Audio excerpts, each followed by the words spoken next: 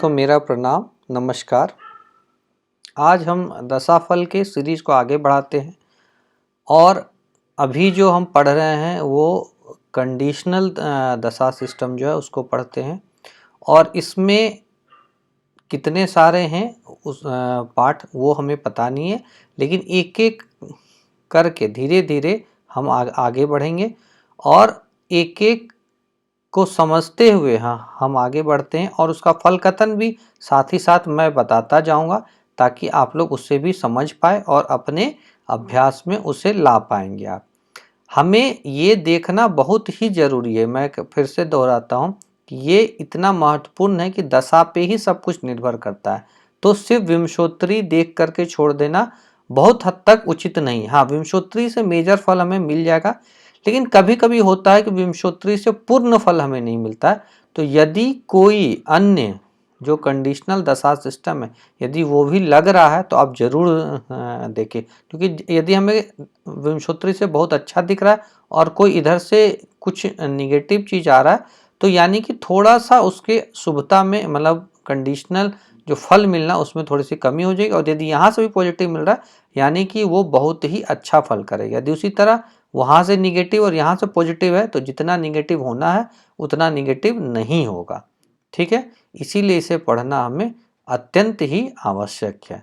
तो चलिए आप इसे ध्यान दें और ये आपके सॉफ्टवेयर में आएगा कि वो ये आ जाएगा कि वो दशा सिस्टम बता देगा कि इसमें इतने साल होंगे, लेकिन वो जो कंडीशन है वो नहीं बता पाएगा। उसे आप को ही याद रखना होगा और ये आपको ध्यान रखना ही पड़ेगा, तभी जाके फल कथन बहुत ही अच्छे तरीके से हम कर पाएंगे, अन्यथा हम नहीं कर पाएंगे। तो आज जो है हम पहले विंशोत्तरी पढ़े, फिर अष्टोत्तरी पढ़े, आज षोडशोत्तरी पढ़ते हैं। तो सबसे पहले तो हम ये जाने कि षोडशोत्तरी क्यों, तो ये 116 वर्ष का होगा। यानी ये जो 116 वर्ष या 120 वर्ष या 108 वर्ष जो बोला जा रहा है वो उनके महादशा का जो पीरियड है उसके कारण से बोला जा रहा है। और इसमें होता है कि हर ग्रह के जो पीरियड्स होते हैं यानी अवधि जो होता है वो अलग अलग है, इससे भी आप ध्यान दें।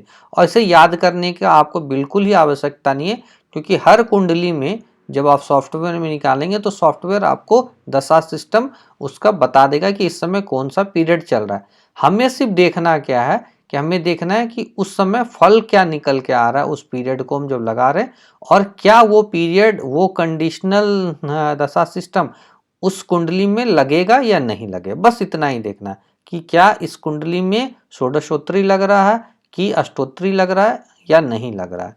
ठीक है, तो चलिए षोडशोत्तरी क्यों 116 वर्ष।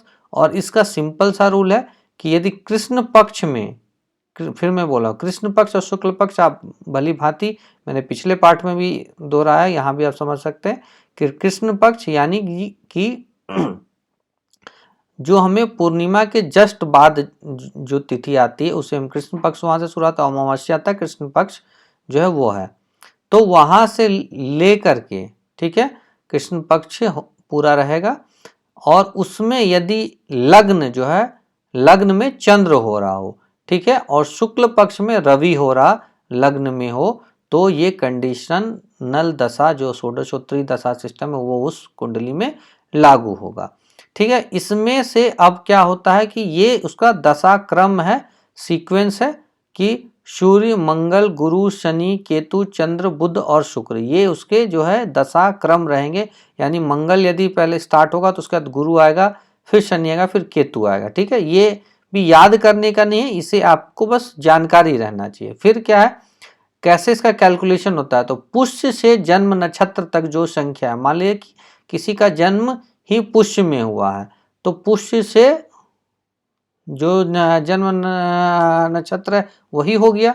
ठीक है, उसको आप 8 से भागा दे। मान लीजिए कि पुष्य से कोई जन्म नक्षत्र है उसमें जो है यदि 15 आ जाए तो 15 से 8 भागा दे, और जो शेष आएगा मतलब 15 से 8 को हम जब भागा देंगे तो शेष कितना आएगा, 7 आएगा। यानी जो दशा स्टार्ट होगा वो बुध से स्टार्ट होगा। ये जो 7 नंबर यहाँ से जैसे जैसे लिखा हुआ है वो वहीं पे हम लोग का वो दशा सिस्टम, बुध आएगा फिर शुक्र आएगा फिर ये आपस में रोटेट करेगा। ठीक है, तो अब हम यहाँ क्या देखें, तो महादशा जो 116 वर्ष आता है वो कैसे होगा वो देख लेते हैं। सूर्य का 11 वर्ष होगा, मंगल का 12 वर्ष, गुरु का 13, शनि का 14, केतु का 15, चंद्रमा का 16, बुध का 17, शुक्र का 18 और इसमें राहु का दशा नहीं होता है। ठीक है, तो आप समझ चुके होंगे उसमें जो है केतु का नहीं था अष्टोत्तरी में, यहाँ राहु का नहीं है। ठीक है, और ये जो है इसका दशा कर्म रहेगा, यानी कि जब हम पढ़ेंगे तो हम इसे मतलब देखेंगे कि सूर्य मंगल गुरु शनि केतु चंद्रमा बुध और शुक्र रहेगा, और किस नक्षत्र में जब हमारा जन्म होगा तो वो कौन सा पीरियड स्टार्ट होगा, और उसके बाद सीक्वेंस। मान लीजिए किसी का जन्म यदि मघा में होता है तो गुरु में जो है उसका पीरियड जो है वो स्टार्ट होगा। यदि किसी का मान लीजिए कि आद्रा नक्षत्र में जन्म होता है तो मंगल से स्टार्ट होगा। ठीक है, और यहाँ क्या यदि याद भी कर सकते हैं कि पहले 4 4 3 3 3 3 ऐसे करके सीक्वेंस इसका बना हुआ है। ठीक है, तो बस ये जानना है हमें कि हाँ कौन से नक्षत्र में हमारा जन्म होता है तो कौन सा ग्रह का दशा होगा, और उसके बाद ये सीक्वेंस आपका चलता रहेगा।